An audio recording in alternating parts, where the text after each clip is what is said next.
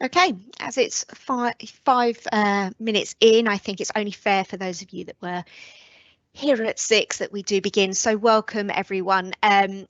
We're really excited to host this event this evening. We have some fantastic guests to talk you through the pathways into policing and criminology. We are University Studies at West Suffolk College. For those of you that don't know, we are a university provision based in Bury St Edmunds, and we are really keen to help you find, follow and fulfil your aspirations. So obviously this evening we're focused on the policing and criminology pathway, but we do have a number of pathways that are possible to pursue with us in Bury St Edmunds. A little bit of background, we have our partnership with the University of East Anglia. That's who we deliver our degrees with. And we would encourage you to come to the open events, to come and see our provision. But for the function of this evening, if you have any questions that you wish to pose to the speakers this evening at all, you should have access to the Q&A function, so the question and answer function on your screen. Please do type in any questions that you have that perhaps we don't answer during the talk, and we'll either respond to those this evening if we've got those answers to hand, or we can look into that and come back to you. So, without further ado, I would like to first of all introduce Alison Baker. Alison is going to give some information on the library services that we have at University Studies. Alison. Good evening, everyone. Thank you so much for inviting me just to share a little bit about the library service at West Suffolk College. I've got a few slides, so I'll just see if I can get those loaded for you.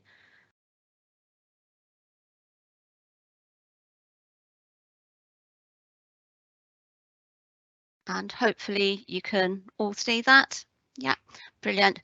So I know that when you start your degree studies at University Studies, you'll have amazing lecturers who will impart their knowledge and their expertise with you. But the difference about going into higher education than perhaps when you're at school or in further education is that you've got a chance to take control of your own studies, so you're able to follow your own passions and your own interests within that subject that you're studying. And that's where my team come in, because there's a wealth of information out there for you to look at, read, digitize, find online, but it can be absolutely overwhelming. The library, if you haven't been to University Studies in Bury yet, the library is right at the heart of the campus. It's in a great big hangar area, and it holds a huge range of resources to support you in your studies. So we have all the physical resources. So we have your books, we have journals, we have leisure reading, loads and loads of different resources there to support you. But also, obviously, this is the 21st century. There are thousands and millions of resources online to support you, many more than you could ever imagine having in a room. And we have those available for you 24/7, 365 days of the year. So if it's even Christmas Day and you fancy a bit of studying, you know, you can log on. And when we see our stats, we've got people logging on sometimes at 2 o'clock in the morning. Yeah, 6 o'clock in the evening, so open all hours. And also most of the resources now are mobile friendly, so you can pick them up and look at them on your phone as well. And we also have film streaming and video resources as well for you. So those of you who are visual learners, you'll normally find something there to support you. As well as providing the resources, the really important part of my team is to actually support you to learn how to research independently and how to learn independently. So to that end, we'll come into your lectures to give you an overview of the services and to teach you specialist skills like referencing and different academic practices. We also do group drop-ins to support you, and really popular are our one-to-ones that you can book with one of the library team, and that can either be in person or online, however it suits you. So if you can only attend in an evening, we can, you know, meet you in the evening or early in the morning, or if you're not in university, we can link up with you via Teams. And then I mentioned earlier the beautiful hangar that we've got where we're based, and we've got lots of different study spaces for you, and they're open not only during your semesters, but they're also open in the holidays, so you can study all year round with us. We have a quieter study section, we have areas for group work, we have PCs and network access for laptops, and we also have some laptops that we can loan out if you struggle with having your own technology at home. And then also there's relaxed seating areas, and there's also a cafe area within the library, so lots of people like to catch a sandwich, cup of coffee and sit and study as well. So I hope I've just given you a brief flavour of what the team can offer you at University Studies. As Anna mentioned, we've got the open events to come along, so please come along. There'll always be a member of my team there to talk to you, and we hope you enjoy the rest of your evening. Thank you. Thank you, Alison. That's really helpful. As I sort of said, there's lots of information this evening. Please don't worry if you're sat at home thinking there's too much to take on. This event is being recorded and you'll get a link to it, so you can watch back any and all of the content at any time at your leisure. So don't worry too much if you miss something. We can always follow that up with you. So we will pass now on to Daniela Lord and Jason Thomas, who will talk through the key pathways into policing.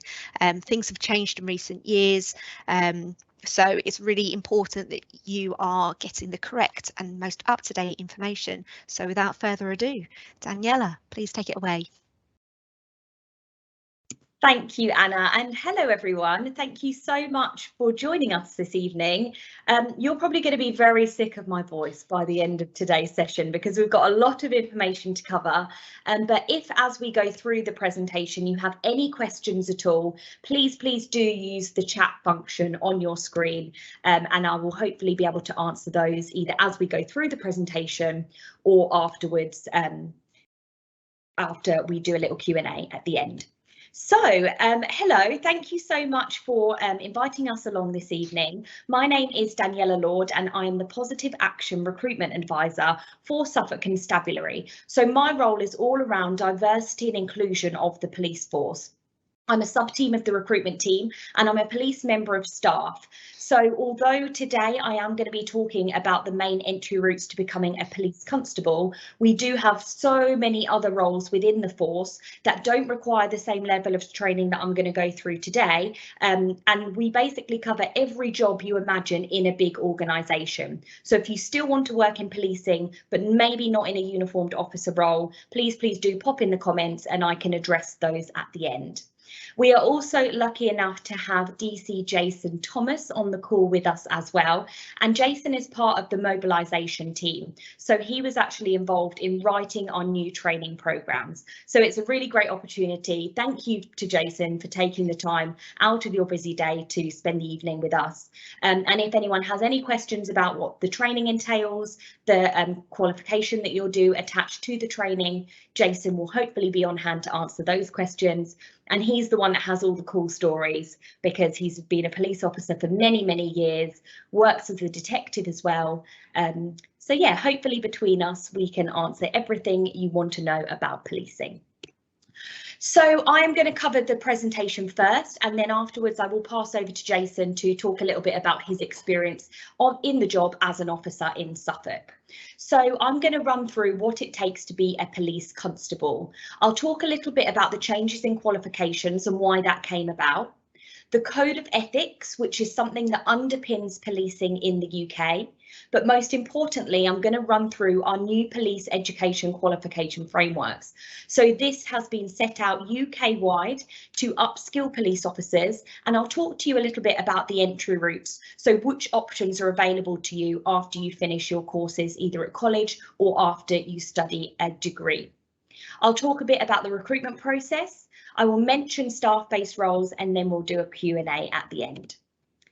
So policing has changed over the last 2 years, and this is a really exciting time to be a police officer and to train as a police officer in the UK. The government have finally pumped lots of money into the training of police officers in order to upskill our officers, so every single individual who trains as a uniformed officer will complete their probation and have a degree level qualification.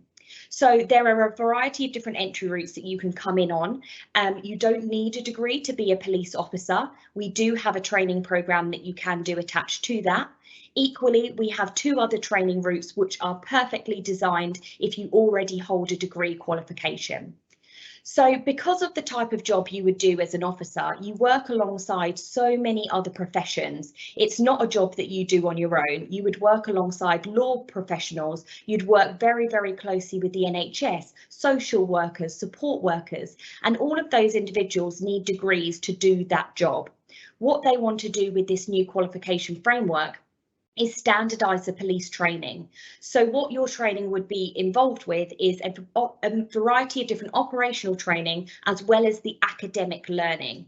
Previously, so Jason might talk about his experience training, he didn't have to do this qualification. So it's a really exciting time in policing and a chance to gain a good qualification alongside your training. So what does it take to be a police officer? It is probably one of the most fascinating and satisfying careers out there, but it is not a career for everyone. So there may be some people on this call that have their heart set on policing. It's always been what they want to do. It is a very, very challenging career, and I'm sure Jason will say the same. I'm not going to sit here and say that it's an easy job. It's very physically and mentally demanding. People call the police when they need help. It's usually when an incident has happened and they need somebody to run into the fire when other people are running away from it. So you need to be the type of person that can handle really stressful situations, take control of situations, but also help yourself mentally and physically. So we need to make sure that you're looking after yourself. So we have a set of professional standards for policing. We need to make sure that we're recruiting the best possible people to be officers in our force. So the way that we recruit for police officers is in line with something called the Police Code of Ethics. And this outlines a set of standards of behaviour that we expect all of our police officers and police staff to uphold. We can teach you how to be a police officer. We can teach you the laws and the legislations, what your rights are, what you can and can't do, but we can't teach you how to be a good person. So when we are recruiting for officers, we're looking for these types of skills and behaviours.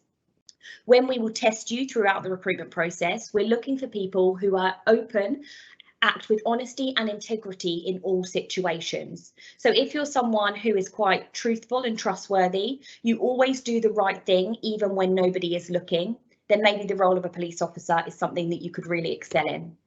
We're looking for people who are understanding and empathetic. It's a customer service based role, and in policing in the UK, it's very different to America and probably what you see on the TV, but we police by consent here in the UK, which means that we have to always act with the public interest at heart.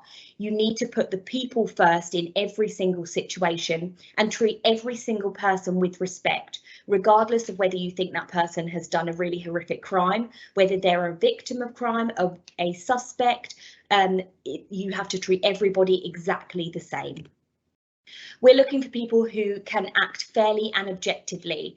So you need to be in a position of leadership within this role. So can you make decisions based on evidence? Can you judge a situation very well?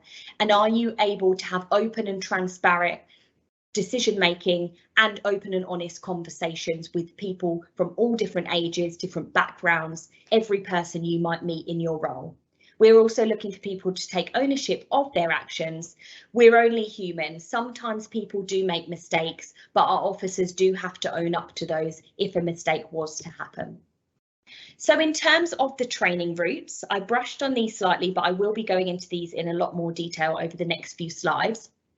We have changed the way that we recruit for police officers in terms of the qualifications you now get when you finish your training programme as a uniformed officer. So the first entry route is our Police Constable Degree Apprenticeship programme, and this is open to anyone who doesn't already hold a degree level qualification.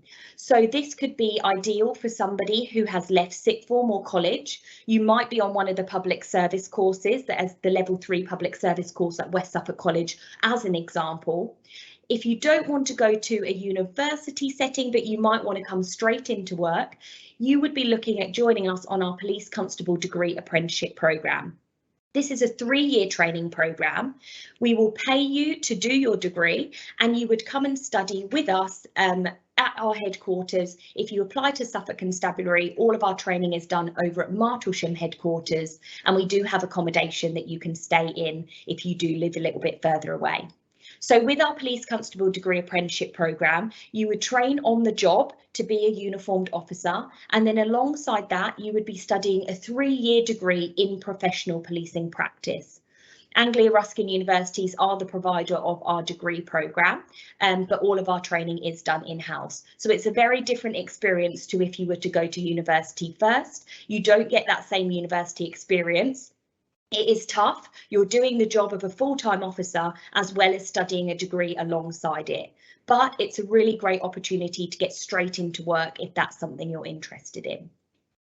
So the next 2 options are if you want to go to university and study a degree. Our degree holder entry programme, so this middle route here, is open to anyone who already has a degree qualification, but in any subject. So you could choose English, you could choose sport, you could choose criminology, psychology, sociology. It doesn't matter what that degree is in, but you have to have completed the full degree with honours first, and then you could come and join us on this programme. So this is a 2-year training programme where you would do a graduate diploma in professional policing practice over those 2 years. It's the same, a mixture between academic learning and on-the-job learning as an officer, but the only difference is your course is 1 year shorter because you've already got a full degree, but it could be in any subject. Your final option is if you want to go to university and study a specific degree in professional policing practice, just like they do at West Suffolk. So you could study their policing degree. When you've completed that full degree programme, you could then come and join us on a shorter on-the-job training programme because you've already got that level of qualification in that specific subject. So what you could do is study that degree before you come to join us, and then you would apply through our recruitment process. And then your training, although we would teach you still the skills you need to be a police officer, you already have all that underpinning knowledge of the laws, the legislations that you've learned as part of your degree. But we would support you to becoming a fully qualified officer. All of our training programmes, so the professional policing degree route and the degree holder route, are 2 years long. All of our new recruit officers are on probation for at least 2 years, but that means that you get the maximum amount of support in those 2 years. You have a mentor, you're not out on your own, you do get as much support as possible throughout all of these routes. And then for the degree apprenticeship route, it is slightly longer just because you need that extra year just to complete that full degree qualification. So those are the 3 main training routes. And not one is better than the other. It's not like we favour one route over the other. It's just whatever suits you as an individual. Some people might want to go, take a little bit of time, do a degree and really figure out what they want to do and then come and join us. Some people want to come in on the degree apprenticeship programme and start straight away. It's completely up to you and your individual preference. So I'm going to focus today on the route of the professional policing degree. So this is if you've already gone to uni and studied a degree in professional policing practice. So what you would do is come and join us on a training programme, and it's a knowledge-based, the degree that you've studied is a knowledge-based degree. So what we would do during your training is really put into practice the things that you've learned throughout your 3 years. A few things to note if you did want to join our force after is you must complete the degree prior to joining our force. So you can't be studying the degree alongside applying to be an officer. However, you can apply within your 3rd year of study. So as soon as you're into that final year, you can start going through the recruitment process to be a police constable. It doesn't matter which length of the course you do, the professional policing degree that you choose. Some unis do a 2-year version, some do a 3-year version. It doesn't matter, it just has to be the full degree with honours. It's also worth noting that you do have to apply to join a force within 5 years after you graduate from your degree course. And if you don't apply within the 5 years, you would be looking at studying on the degree holder entry route, the middle route on those 3, purely because we need to make sure your knowledge is fully up to date. That's why they put a 5-year cap on it. What you can do alongside that, studying that degree, is apply to be one of our special constables. So that's a voluntary role that you would do to gain experience in the role of an officer. You have exactly the same powers as a uniformed officer. You have really vigorous training. You're never single crewed, so you're always going out with a uniformed officer, and it teaches you the skills that are going to accompany your degree. So a really, really great opportunity to still work as an officer and study a degree at the same time. It's worth noting that passing your degree in professional policing does not guarantee you a place as a police constable, and that would be the same for any constabulary you apply for, purely because you have to pass each stage of every constabulary's recruitment process. So if you wanted to apply to Suffolk Constabulary, we have different elements that you have to tick off before we would give you a place on one of our courses. So the policing degree again is you'll be on probation for 2 years, as I previously mentioned, and you'd be required to undertake the practical based learning during those 2 years. There will be a range of assessments that you'll have to complete as well, but it is a very practical based course because you've already got that degree. After you've successfully passed your probation and you've been signed off as a fully qualified police officer, it opens up so many doors to different careers you can go into. You can specialise, you can work your way up the ranks, and I will talk about progression routes in a few more slides. So what are the benefits to you? For all 3 of those training routes, we pay our officers a starting salary of £24,780. So it doesn't matter which of those 3 you come in on, everyone starts on the same salary. And that is just for your first year of training. Every year that you stay with us, your salary will go up over a 7-year period, all the way up to £41,130. But this is purely if you stay as a police constable. So if you wanted to sidestep into a different area of work, if you wanted to work your way up the ranks, each role has its own banding attached to it. But this role, everyone has to start as a police constable, and everyone would start on that £24,780 salary. So, for example, if you were to join us on our police constable degree apprenticeship programme, which was 3 years long, you would graduate with a free degree, and then you would also be on a salary of 27,030p. Same with all of our other training routes, they are all fully funded, and then you'd get paid a salary alongside that. So what are the other benefits to you? On any of our training routes, again, you have great career progression. There is no rush to join the police because it is usually a career for life. I'm sure Jason will talk to you in a bit more detail about the varied career that he has had within the force. But there are so many different roles you can do. As soon as you've done that initial training block, so 2 or 3 years, it opens up a whole host of different careers that you can get into. We have a competitive pension scheme. You guys probably don't care about pensions right now because you're still really young and cool, but we do have a good pension scheme, and that is also one of the other reasons people stay with us for their entire career, because it does really set you up for life when you do want to retire at 55 years old and cash out your pension. We have award-winning workplace health departments. I mentioned before that the job is very physically and mentally demanding. There is stuff that you will see as in the role of an officer that everyday people won't get to experience or see in their lifetimes. So we make sure that we do really support our colleagues, and if there are times where you've seen something quite traumatic, there are sometimes times where you can't go home and talk to your family and your friends about the things that you've seen just because of the high security, and if the case is going through court, for example, you might not be able to discuss that outside of work. So that's why we have award-winning workplace health in place to support you within that role. We don't want you to take it home to your friends and your family, and to make sure that you are looking after yourself, most importantly.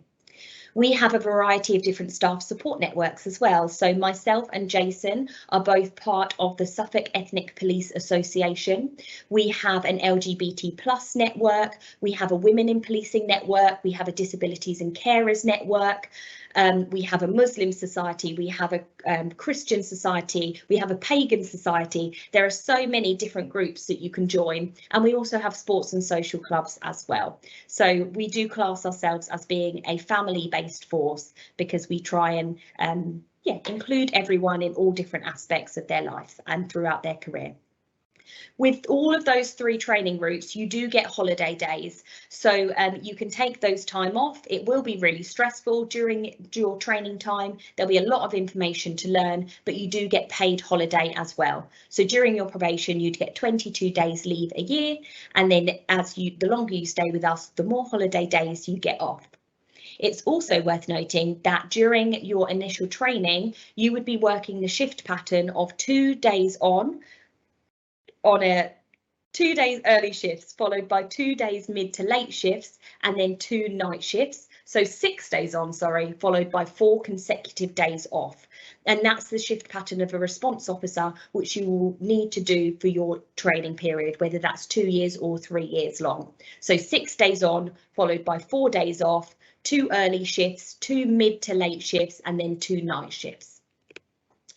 So it's really important for us that we make sure we recruit the best possible candidates to join our force. So you might meet the eligibility in terms of the qualifications that you need, but we need to make sure that you are the best possible people. And that's why our recruitment process is so vigorous and very lengthy.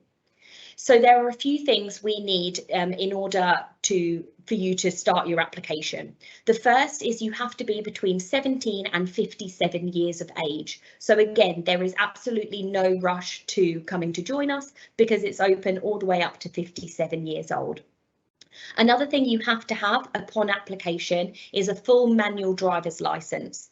In Suffolk, we are a rural-based force, so all of our officers have to be able to drive before they come and start their recruitment process with us. So we can't accept provisional licences, unfortunately. So if you are looking at joining us on the Police Constable Degree Apprenticeship Programme, you have to have a GCSE at level or a level 2 in both English and Maths at grade C or 4 or above. Same with any of the degree routes, so you have to have passed your Maths and English. If you're also looking at the degree apprenticeship route, you would need a full level 3 qualification that equates to 64 UCAS points. So that is roughly 2 merits at level 3.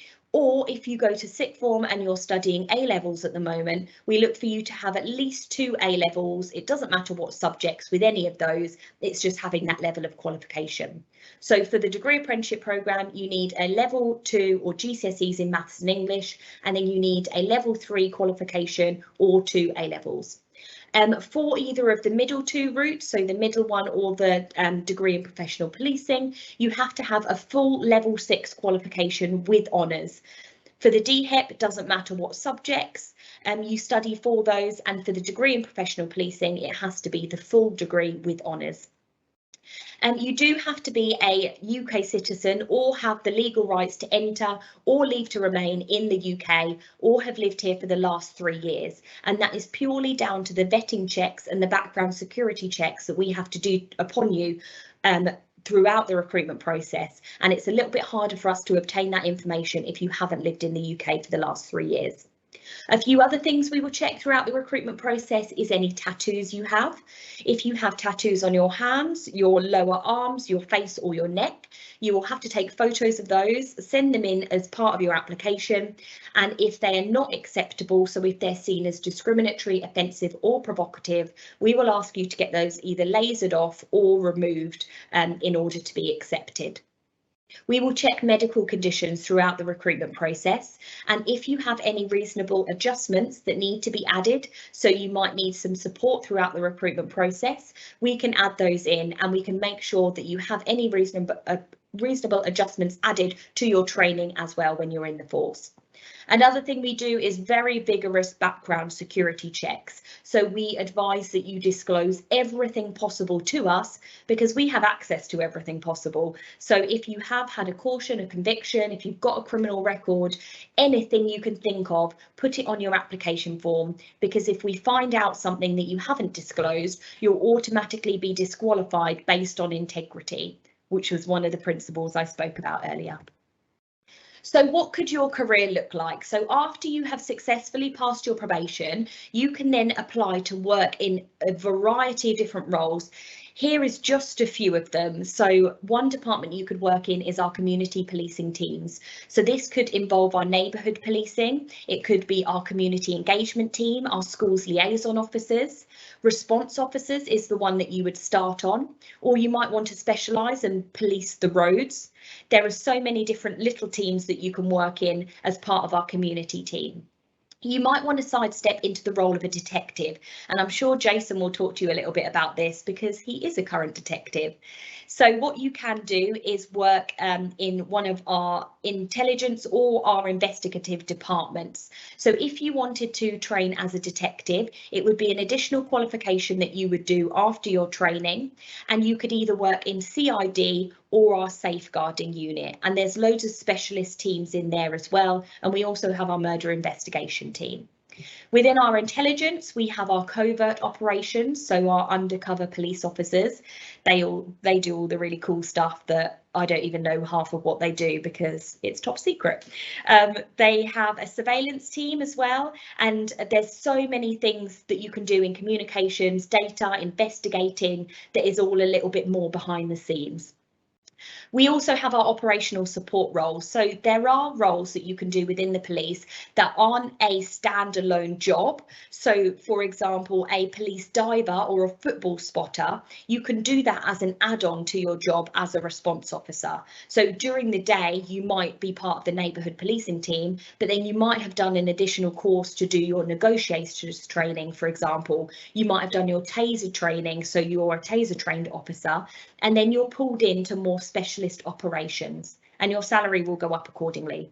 But equally, we have operational roles such as dog handlers. Everyone always wants to be a dog handler. We don't have many dog handlers in Norfolk and Suffolk, and you kind of have to wait for someone to retire or die before you do that role, because when you've got a dog that you live with and you that's your whole entire life, people don't want to step down from the role of a dog handler because it's such a lovely career. But if that's something that you want to do, we do obviously have dog handlers within the force, and it is an amazing, amazing job to do.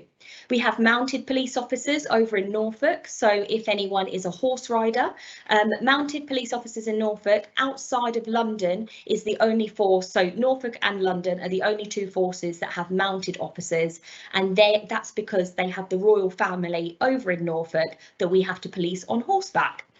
So if that's something you're interested in, but you don't want to work for the Met, because that's a massive force, you can work for Norfolk Constabulary. So the things we will test throughout the recruitment process are those skills, those values and those competencies that I mentioned earlier in the presentation. On average, the entire recruitment process takes between 6 to 9 months to complete. It's long, and people do fall out of the process at various different stages. What I would advise you to do, though, is if you do fall out of the process because you don't pass one of the assessments, please do just retake it. I know Jason won't mind me saying that he had to try a few times before he was successful, and so many officers come into the force after their second or third attempt. It's a very vigorous process, but we need to make sure we get the best possible people come and join us, and the background checks that we do are the most in-depth out of any job you would do in the UK. So it all starts online. You would complete our online eligibility form. We would then send you an application pack to complete, where we will ask you a variety of different questions around the qualifications you have, what skills, what experience you've got, why you'd like to be a police officer. We would then do a variety of different background security checks. We'd check your qualifications. We would look you up on our police computer base, just to sort of see that there's no security issues there. And then if you do pass all of those stages, number 5 is we would book you onto the National Assessment Centre. So you have to pass this assessment centre for any force that you work in across the UK, and is all run by a body called the College of Policing. So they oversee policing in the UK. It's a national exam that everyone has to pass, and there are 4 different exercises involved in that. I won't go into too much detail about what that is involved with, but if anyone wants to apply through the recruitment process, please keep my details, and I will happily mentor anybody on this call through the recruitment process and give you a little bit more one-to-one advice, just because it is such a long process and there's lots of information to go through in that. The next thing you have to do is pass your board interview. So this is done in person. You have an interview with a high-ranking officer, and they ask you why you want to be a police officer and what skills you have that you think would really link to that job. You then have to undergo the pre-employment checks. This is where we do the medical assessment, and you do have to run a fitness test as well. We look for you to pass 5.4 or above on the bleep test. You have a uniform fitting, and then just before we offer you the position formally and give you that offer letter, we have to do a few more little checks first, checking references, posting locations, giving you a collar number, and at that stage, stage 8, we would then offer you a position on one of our training courses. As I mentioned, if anyone would like to apply, I will happily mentor you through the process, so please keep my details after, and I will go into a lot more detail about what that recruitment process looks like on a slightly more one-to-one basis. So if you are looking for something a little bit different but equally as worthwhile, the constabulary is made up of more than just police officers. There are so many supportive roles within the force, and we help the officers to do their jobs day to day. So what I would suggest doing is having a look on our website. These jobs come up just as and when there's a job, just like any other job you would see like online or on Indeed. So if you are interested in working for the police, keep an eye on these 2 links, and then when you're ready, have a little look, see if there's anything you'd like to apply for, and they all require different levels of experience, qualifications and skills. Here is also the link to start the recruitment process if you'd like to. I have sent a copy of this presentation through to Bella's got a copy, so if you would like it, she can send that over to you. And thank you for your time. I'm sorry to have talked at you for so long. I'm going to stop sharing my screen with you, and I will now pass over to DC Jason Thomas to talk to you a little bit about his career, and then if anyone has any questions, please do pop them in the comments and we will answer those. Thank you. Over to you, Jason. Thanks, Daniela. Hello, everybody. It's a bit strange for me speaking to a screen with no feedback, so do bear with me. Hopefully everyone's enjoyed it so far. I'll try not to bore you. I'm looking at the time, trying to figure out how much time I have and how much I can say. So I guess what I'll do is I'll start with my career, and if that's interesting to some people, but as Daniela said, I'm a detective constable in Suffolk. Currently, I'm involved in the PEQF, and I'm the investigative lead for the training materials. So my responsibilities are to reinvent and make sure that the investigation training is current and to a high standard that you could all enjoy and benefit from. If I rewind all the way back, I joined the constabulary in 2007, so 15 years ago, and I started my career off as a PCSO, a police community support officer. If you're in Suffolk, you might be familiar with them. Some other areas of the country no longer have that role anymore, but Suffolk still does. And as I sit here thinking about it, it's probably the best job I ever had, because I love to talk to people, love to get involved and problem solve. And what I really learned from the community role was how to help people through sort of longer term problems. So in 2010, I moved on to become a police constable. As Daniela said, the training was different. It was a lot, trying to say it in the right way, it isn't as good as it is now.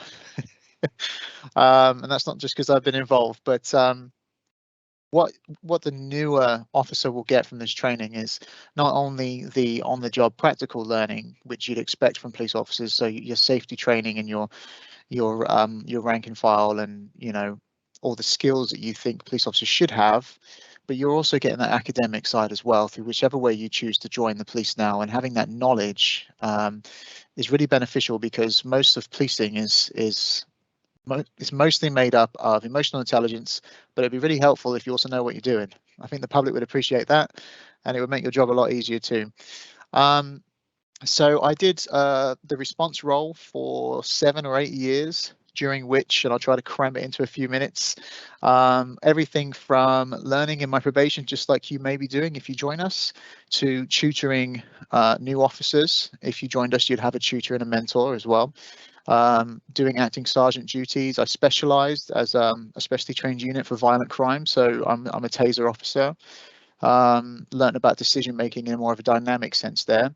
During all of that, you get your blue light ticket, trained to pursue fleeing cars, public order. A note I've made here, it doesn't sound right when I see on the paper, is you will be assaulted, is what I've said here. I think it's important to say that obviously there is danger in the role. And you can't tell anyone who's joining that they won't be assaulted, because the likelihood is you will. There's always somebody out there who you can't talk down, but the key takeaway is that you are trained to deal with those situations. You've got a great support network around you. You'll make the best of friends in your career because of the bonding you'll do in this job is quite unique. And I'd never say don't join, because you will learn how to manage conflict. It isn't always about getting physical. I'd say the largest part of conflict is how to talk to people. And if you've already know how to do that as you're listening today, you certainly see we know how to talk to people, because we don't stop talking. But if you're good at talking to people and you can listen and you've got a desire to help, then you'll learn the rest from us. Fast forward through.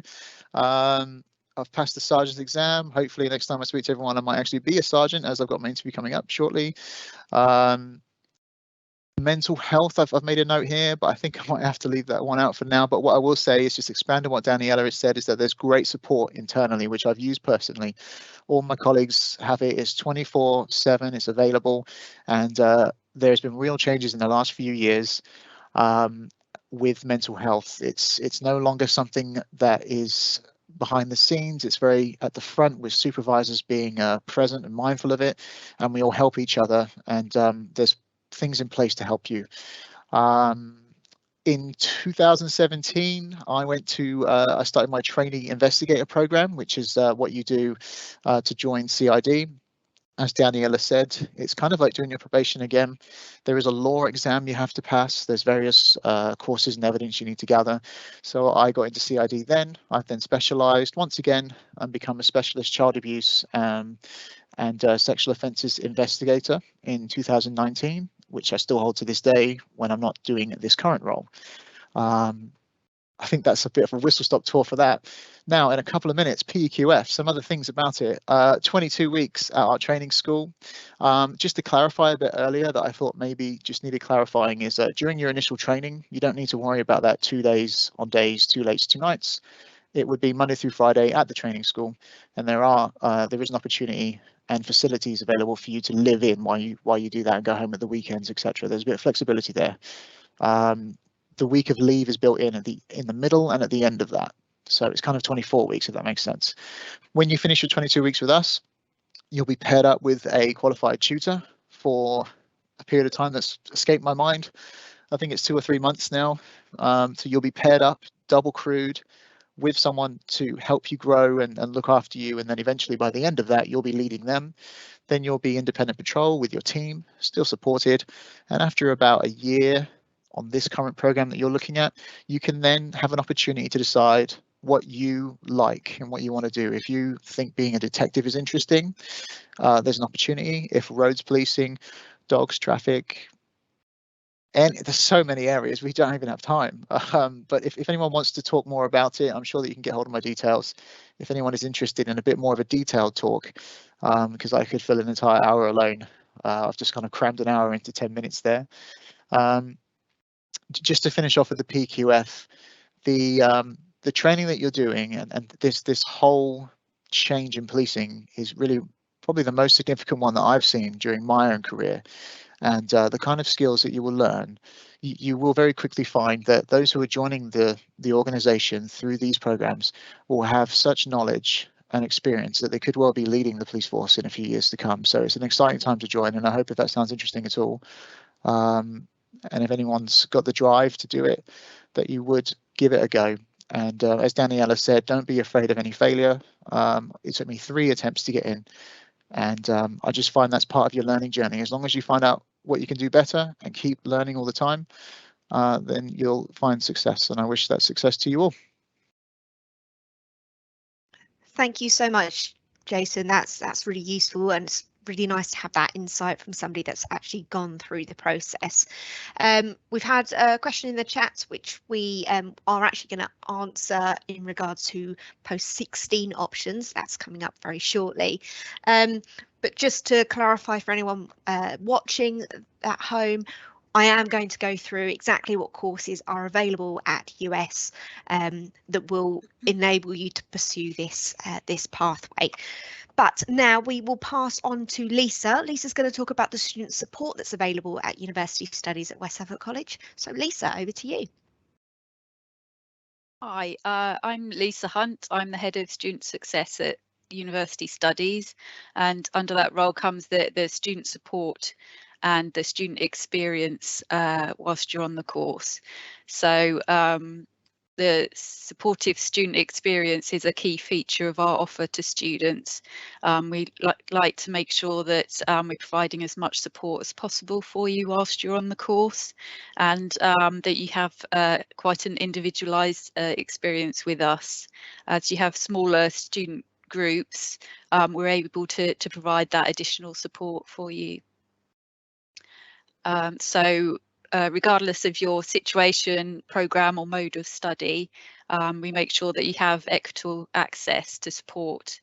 Our support is available both in person whilst you're on the course and online. So we have a physical student support hub, which is in the main hangar space, which Alison spoke about previously, where you can just go along and ask any question whatsoever, and you'll be pointed in the right direction for the support that you need. In addition to that, we have an online student support hub on our VLE, which is Canvas, which you'll be introduced to when you start your studies with us, and you can access all the same sort of support you can access in person is available online, in addition to lots and lots of resources that will help you whilst you're on your course. So the main areas of support that we have for you, you have academic services.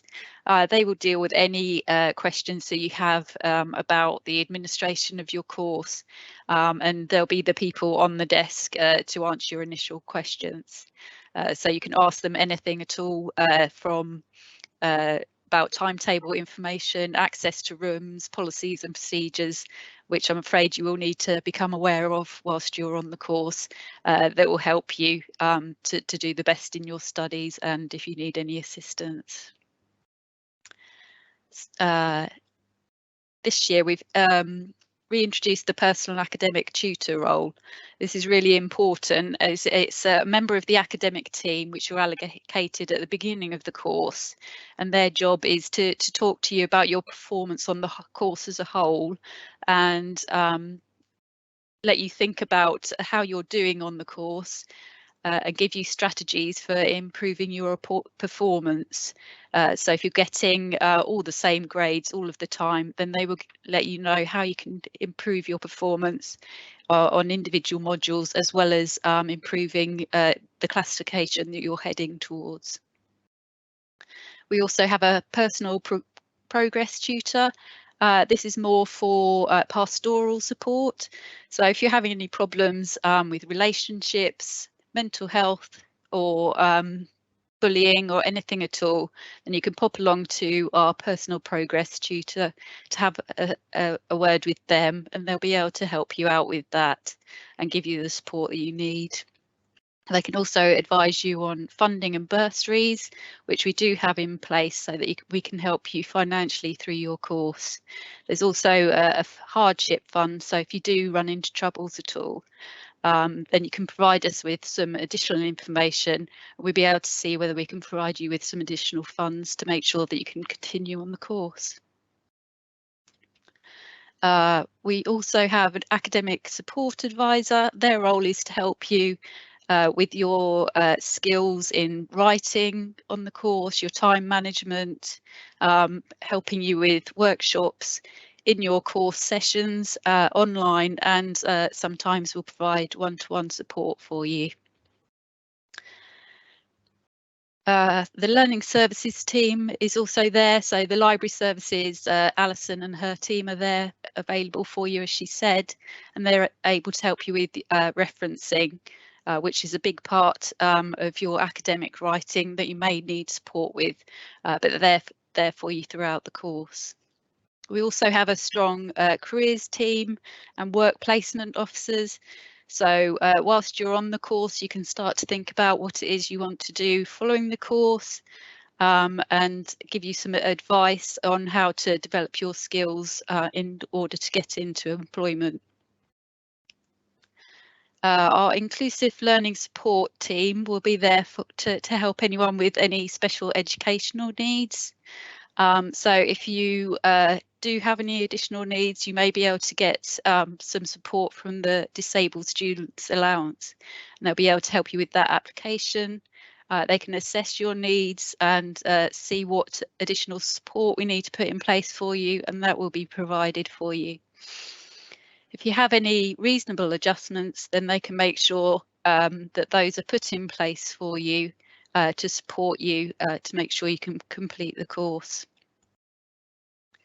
In addition to this, we also have the College Student Welfare Department, and they are there to help any vulnerable adults. They also provide a counselling service, and they can refer you on to other external agencies should you need any support outside of the college. In addition to this, we also try to make sure that you have an interesting student experience, and we also ask students to contribute to the running of university studies and give us some feedback on the quality of our provision. So that means that we invite you along to our committees. You have your own student council so that you can provide us with some feedback and let us know what needs you have in addition to your studies. And you can also become a student governor, and that means that you actually go on to the governing body of the college and provide feedback for all of our students. We'd also like to develop the extracurricular activities that are available to you when you do your studies. So if you have any ideas of any clubs or societies or activities you'd like to do whilst you're with us, then we ask you to contribute that, and we will help you put on those activities. We have a wide-ranging equality, diversity and inclusion provision, lots of activities and events, and we also support national days and weeks and provide some activities for those as well. So we want to make sure that you're fully supported throughout your studies and you enjoy your time with us. Okay, thank you. I hope you enjoy the rest of the event. Thank you so much, Lisa. That's really helpful. I think to summarise, it's from somebody that works with university studies, it's really clear that it's a supportive, welcoming and friendly environment. We're not a massive university centre. You will get the individualised support that you need, you want, and you'll have loads of opportunities to meet people that are like-minded in a really nice centre and gaining the qualifications that you need to achieve your next step. So thanks, Lisa, that's great. Right, moving on to the next section of the evening, we're going to look at the post-16 options, so looking at those further education opportunities. So those that are joining us this evening that are at school and looking to find their next steps, then Claire is your lady. She's going to give you all the information that you need about our Policing and Public Services course at West Suffolk College. Claire, over to you. Hello, good evening everybody, and it's lovely for you to join us this evening, and thank you to University Studies for inviting me along to talk about our 16 to 19 provision. So I'm Claire Fazy, I'm head of the Policing and Public Services Department at West Suffolk College, so we're just across the road from University Studies. So our Policing and Public Services programme involves not just policing but also Army, Navy and Air Force, which all have their own policing departments. So if the idea of getting a degree is something that's a little bit daunting, there are alternative routes for you there as well. But we do have our policing degree, which our policing qualification, which is what I'm here to talk to you about this evening. So our level 3 policing programme is a 2-year programme. Now this is for 16 to 19-year-olds. In each of the 2 years you will study 9 units, and a lot of the things will be related. So Daniela spoke to you about the Code of Ethics. We will very much concentrate on looking at the Code of Ethics within those units. We will look at equality and diversity. And we will look at a lot of the various different aspects that Daniela has spoken about as requirements for getting into the police service, including we do some things on crime scene investigation, we do criminal justice systems, and we look at the employment with the police. And I'll talk a little bit later on about an initiative that we've been working with both Daniela and Jason. They support us with the programme. I'll talk about that in a little while.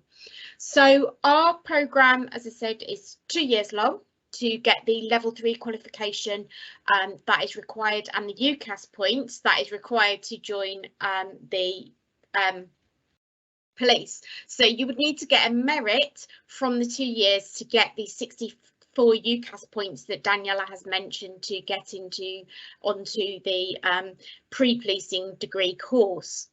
So for us, there is no exams. It is all assessed coursework. So across each of those 9 units, there is about 3 assessments on each of those units. So there is quite a lot of assessment work, and that is what your key focus on the course will be. There are practical elements within that assessment work as well. And we try and get you out into the policing environment where we can, and use those towards the assessments. So as far as the college is concerned, you are on a full-time course. It's classed as a full-time course, but you will be with us for 3 days a week. So students come into college for 3 days a week. Lessons start at 9 o'clock in the morning and they finish at 4 o'clock in the evening. So they are slightly longer than the normal school days. Entry requirements to the course, as Daniela has said, to get into the police, there is that expectation that you will already have your maths and English. So we expect that of our policing students. We do have alternative routes. If you don't get those GCSEs, we do have alternative routes that we can offer you. But this evening, I'm just looking purely at our policing course. So our students, and as you will see on the screen in front of you, is one of our students. That is PC Sam Day.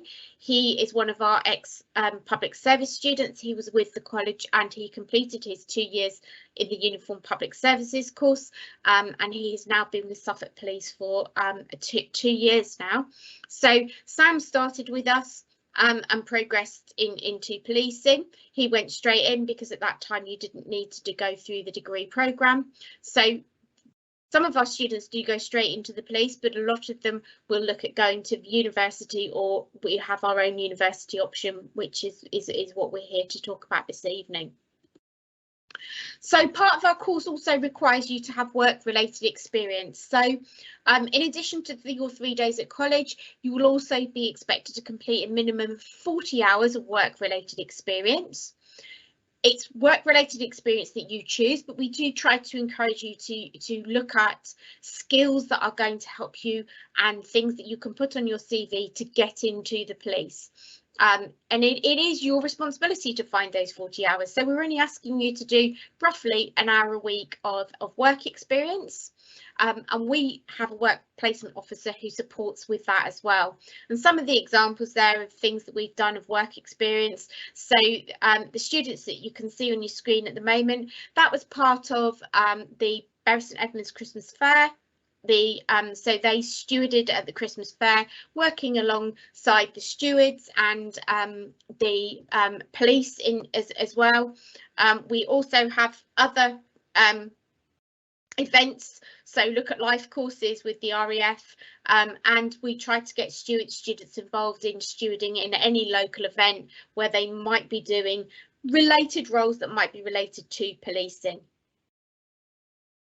So I spoke about Daniela, and you will see Daniela in that picture there at the bottom of the screen. So Suffolk Police Positive Action Recruitment Event.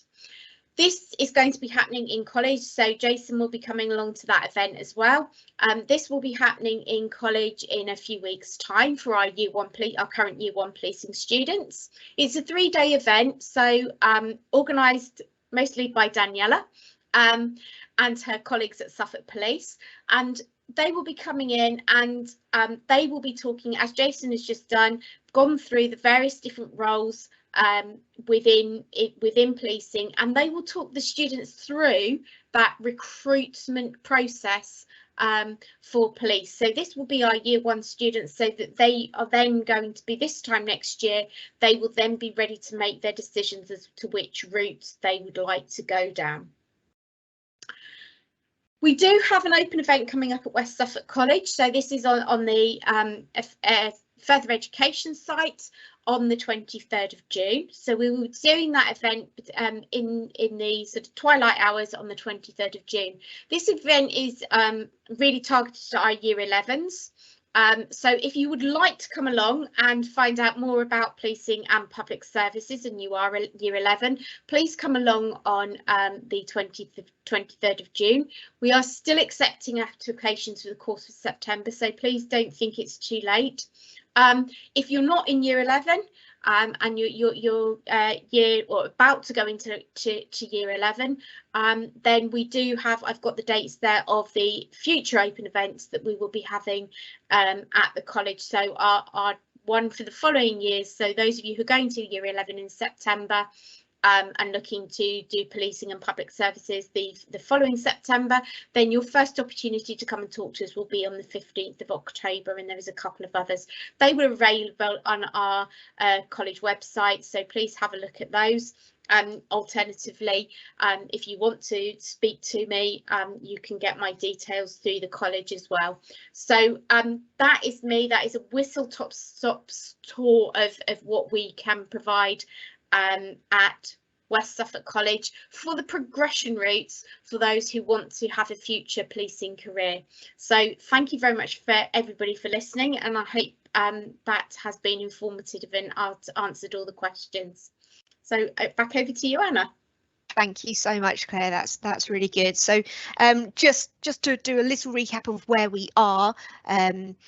So we've covered the overall pathways into the police with those 3 graduate requirements. Sorry, Claire, if you could just stop sharing your screen for us. Thank you. So yes, we've covered the 3 key pathways to get directly into the police. We've looked at the step for 16-year-olds moving into college, with Claire there talking about our FE provision. So we've obviously got the degree at university studies, but it may be that you're more interested in pursuing the criminology route, and Robin is here from University Studies at West Suffolk to talk about the criminology pathway that we have as a degree option, which then you could then take as a postgraduate pathway into the police. So Robin, are you there and are you with us? Excuse me, I am indeed here. Thank you very much. Having problems sharing the PowerPoint for some reason. This is being a bit technologically weird. So I will try and do it as best I can. see.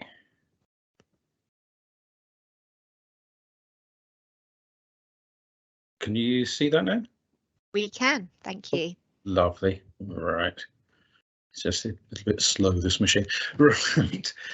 So just taking you through the criminology route.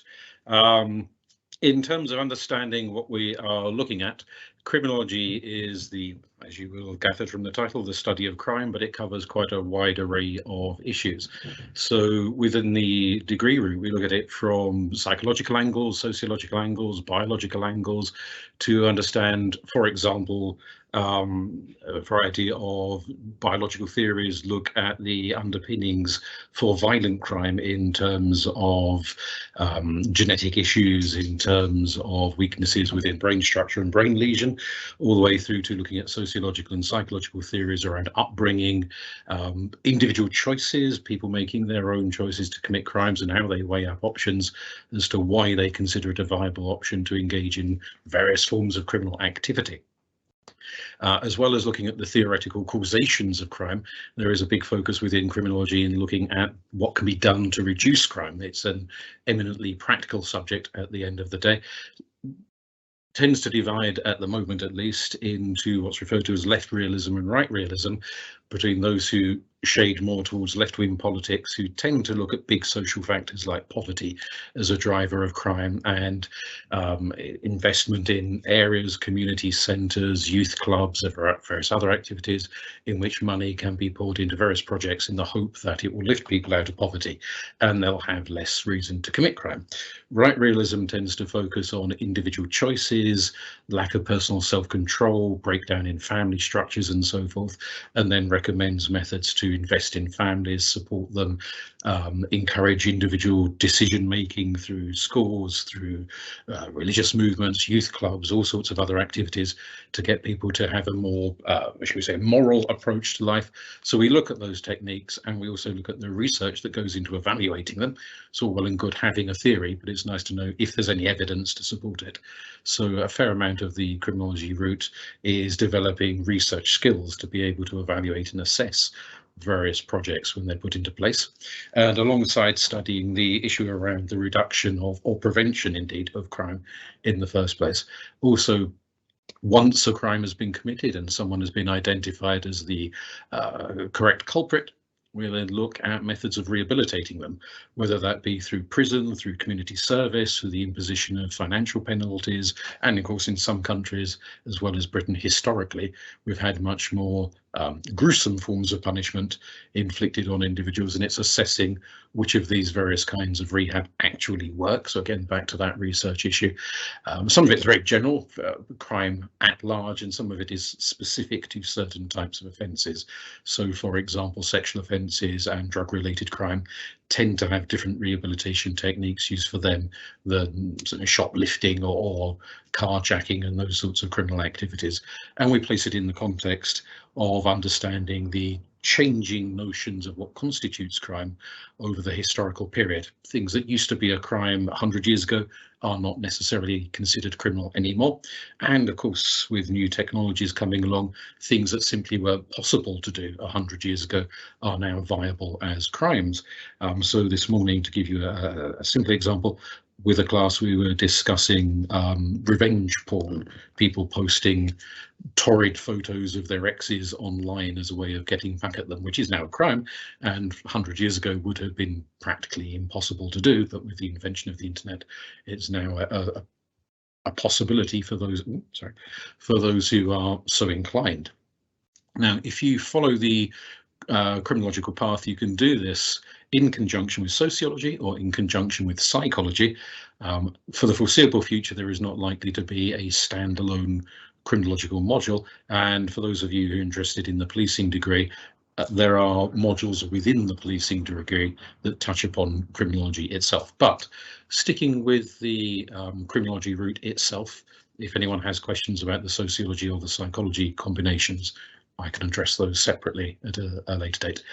At the level 4, you have key thinkers in criminology, which covers the major scores of thought within the study of crime that have been going on for 150 odd years now.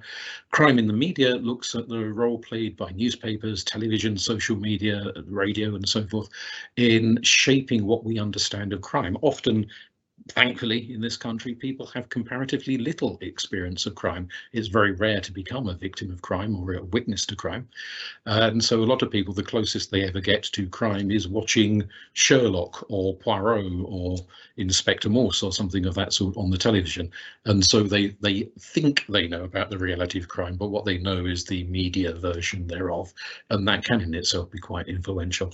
And we look at online crime, which is the module I was referring to in terms of discussing revenge porn, looking at ways in which the development of the internet has shaped the kinds of crimes that can be committed, including the creation of brand new types of crime that simply weren't viable before the internet existed, and what can be done, what the police do to try and reduce online crime, and the big media companies and so forth, what they can do to try and regulate crime as well. Level 4 is mostly about introducing students to the big theories, getting them to learn the basics. Once we get to level 5 in the second year, we are encouraging students to develop a more critical analysis, to be able to look at the sources of research, to consider whether a theory is supported by evidence or it's simply an armchair theory that somebody's dreamed up with very little evidence to actually support it. And at that level, we look at penology, which deals primarily with prisons, but it also does look at the effectiveness or otherwise of punishments within the community, at those countries that use execution and various other forms of physical punishment, and the various other alternatives like tagging and so forth that can be used to deliver different forms of punishment. What are they? What's the history of them? Do they work? Do some of them cause more harm than good? And so forth. So we explore those ideas and also some rather more colourful issues like prison gangs and how they develop in different parts of the world and operate. Victimology explores the argument, quite a controversial argument, that some people are more ready targets for crime than others, perhaps because they're physically frail and easy to attack, perhaps because they are somewhat naive and can be exploited and taken advantage of, and money can be conned out of them and so forth. So we look at the theories around why certain sorts of people tend to crop up a lot in the demographics of crime victims, what can be done to help them, what can be done to protect them, and move them out of those categories of likely victims and equip them with the necessary skills and knowledge to protect themselves from being exploited and abused by criminals. There is a module Understanding Violent Crime, which is quite a gruesome one, it has to be said. It deals with some really quite serious issues, and anyone wanting to study criminology has got to be aware that they're going to have to look not only at the milder end of crime, shoplifting and things like that, but the much more gruesome end of crime, sexual assaults, paedophilia, terrorism, serial killing, violent murders as isolated events rather than part of serial patterns and so forth. So we do address some quite grim issues in that module. And finally, we get into the level 6, the last year. That's the year in which students are encouraged to write their major project, a dissertation of, well, the length varies, but between 6,000 and 8,000 words as standard, which is on a topic of their own choosing. Now, that can be related to crime. For those who are also doing this in combination with sociology, it could potentially be related more to sociology. And for those doing it in combination with psychology, it could potentially be more psychologically focused. But there is always the option there to have it criminologically focused. And that's a subject of your own choice. You're actively supported by the staff in conducting the research and giving guidance on how to write it up and create this big piece of research. And if anyone is thinking that 8,000 words sounds like an awful lot, well, it is, but the big challenge facing almost every single one of our graduates when they get to that level is how to cut back, because they get so enthusiastic they suddenly find they've written way too much and they're having to reduce it. So even though it may look like a bit of a mountain at the moment, it's one you'll find when you get there, you'll probably wish you had more word count than that. In terms of the modules, aside from that, criminal profiling looks at how profiles are developed, not simply for serial killers, which is obviously a popular theme in television and films, but but supermarkets and other kinds of retailers profile shoplifters. There are profiles developed for terrorists. There are profiles developed for sex offenders. There are profiles developed for people engaged in fraud and other forms of conning people out of their savings. So a broad understanding of how the police develop profiles and how behavioural units like the Quantico unit in America develop these profiles, the weaknesses in them and the strengths in them and how they can be applied. Contemporary issues in policing is pretty much what it sounds like on the tin, and is always being updated, because what's a contemporary issue today might not be contemporary in 3 years' time. So we touch on things like diversity issues, recruiting people from different ethnicities to become police officers, recruiting more female police officers, developing an understanding of the various different community groups that the police have to liaise with and how they can do so on friendly terms rather than, as sometimes has happened historically, where hostilities have developed between different groups and the police, how that can be countered and overcome, addressing all sorts of different issues, including some of the things touched on in earlier years that are revisited a little bit, like becoming very aware of online crime as something that is quite a specialist skill in the police, often more popular amongst newer recruits. And finally, the community public involvement in crime is the extent to which policing in Britain, as in pretty much all countries really, has to be consensus policing. It has to get the public involved and supporting the police. If the public are against the police, they won't report crime, they won't report a whole variety of issues, and that makes policing nigh on impossible. So it's looking at all of the schemes and projects and involvements of drawing the public on side with the police and how to get them involved and supporting. And that's just a rather gruesome picture to go with the profiling module, because a lot of students are particularly keen on the profiling of serial killers, which is perhaps a little bit more engaging than profiling shoplifters for understandable reasons. We do touch on some of the very extreme cases as well as more moderate forms of crime. We won't go into too horrific a level of detail, but students do tend to quite like this as a subject. The bizarre and the gruesome tends to appeal, and you'll certainly get some of that as you go along. I haven't been able to see any questions cropping up, so I'm not sure if there are any. No, we've been answering those questions as you've been talking. Thank you very much, Robin. Pleasure. Super duper. Right. So there is obviously lots of information, and as I said right at the beginning, for anyone that joined us a little bit later, we have recorded this this whole talk this evening. So I'm just going to wrap up now by just recapping what courses we have available at University Studies at West Suffolk College, and including the FE provision as well. And I'll just quickly run through how you apply for those courses, because depending on the course that you're eligible for and the age that you're at, there are slight differences between those. So it's my turn to share my screen.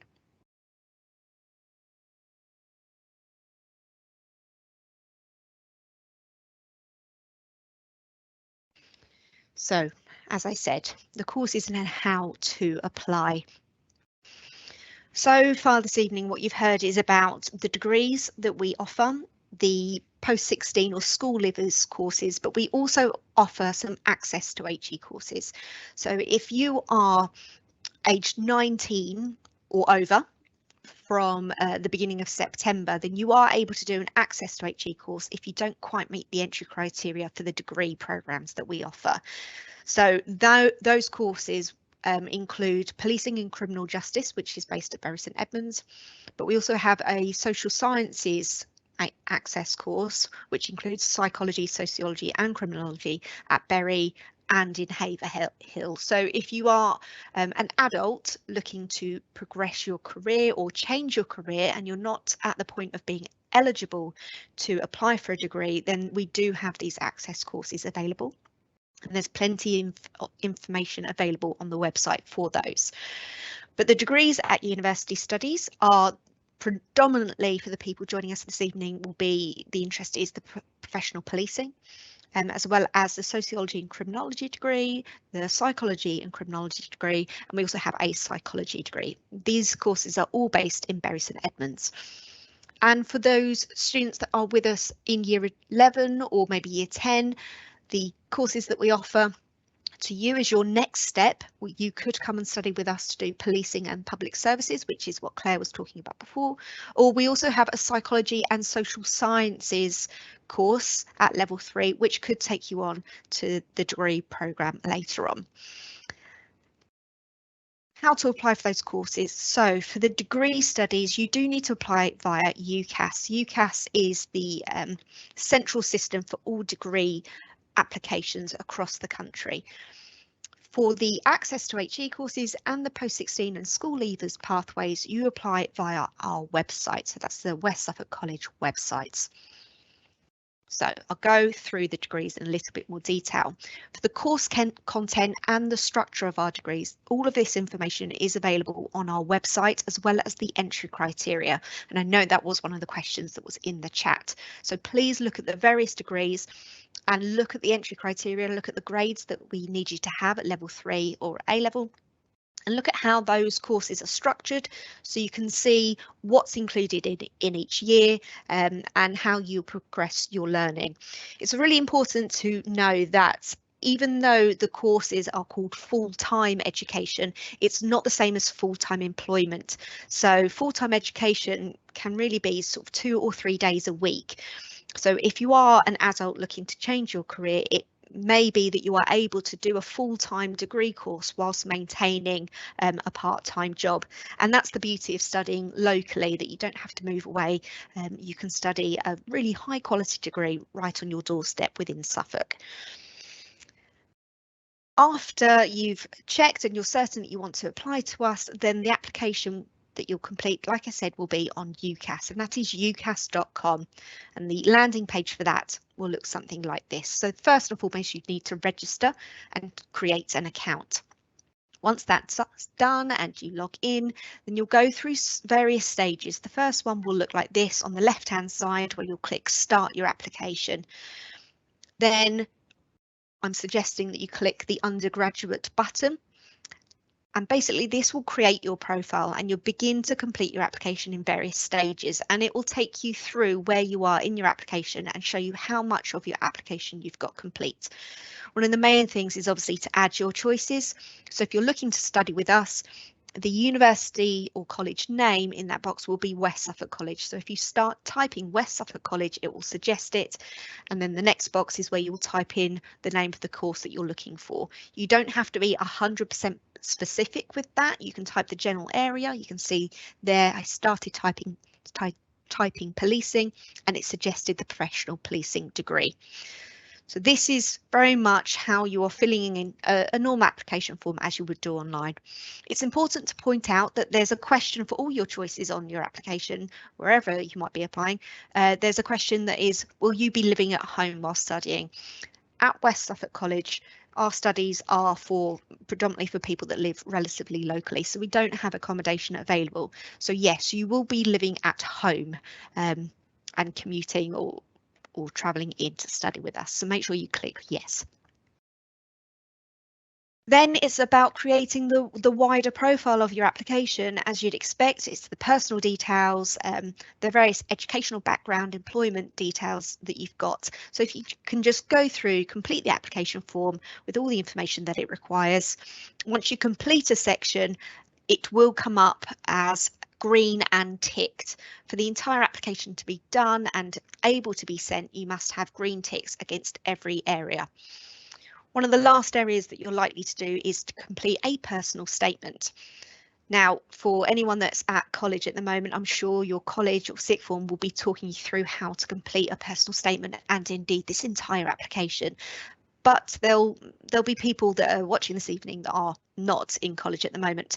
So just as a quick recap, a personal statement is a personal summary that will give us as the university an opportunity to learn about you as an individual. So please explain why you'd like to study the particular course or subject that you're applying for and what makes you suitable. So your relevant experience, skills, work and education that you've already done. It's important that it is no more than 4,000 characters, which sounds like a lot, but it's approximately a page typed on a Word document. There is plenty of information available on the UCAS website about how to construct a personal statement, and then you can just paste it in. So that's how to apply for the degrees. If you're looking as a school leaver how to apply for our FE provision, then you head to our website and you can type in the search function the policing course, for example, or social sciences, whichever one has grabbed you, and you click on the red button on the right hand side that says apply online. This will then take you through to our online admissions page, where you'll create a new account as a new user, or indeed if you've already registered with us, you can change your courses, and if this has inspired you to go into the police. So you'll create your account and again fill in all your personal details and let us know what you'd like to study. So it's quite straightforward. If you're looking at going on to one of those access courses that I mentioned earlier, so if you're over 19, so an adult learner looking to progress to university, then you would go onto the West Suffolk College website, go to the adult education section and scroll down to the access to higher education courses. From there you'll be able to see the range of courses that we offer, but for this event this evening I'm going to talk you through the policing one. For example, you click on policing, it will take you to this box to make sure that's the correct selection for you, a level 3 course, and then you'll have a further opportunity just to make sure you're happy with what that course involves, and when you're ready to apply, exactly the same as the previous option was to click on that apply online button on the right hand side, and again that will take you to a page to create your online admission portal. Information gets filled in and we'll take your application from there. I'm conscious of time, so folks, if there is any questions that you have, please do get in contact. But we do have an in-person, a real-life open event at the end of June, and we would welcome, in fact, no, we'd love you to come and see us. It runs on Saturday, the 25th of June, 9:30 in the morning until 12:30. Please come and see us, see our facilities, talk to the staff and start to get a feel of what studying at University Studies in Bury St Edmunds is like. I can promise you that you'll have an excellent time and you will absolutely achieve your aspirations of working in the police, if you so wish. So if you have any questions, please do put them in the chat. We've been trying to answer them as we go, but we can pick these up further along down the line. You will receive a follow-up email with further links and information about our open events and recording of this event. So like I said right at the start, you can watch this back and just pick up on any details that you may have missed. And all it leaves me to do now is to thank our speakers. It's very kind of you for giving your time this evening. We really appreciate it. And for everyone watching at home, thank you. We hope you've found this informative and useful, and we hope to see you soon. Bye-bye.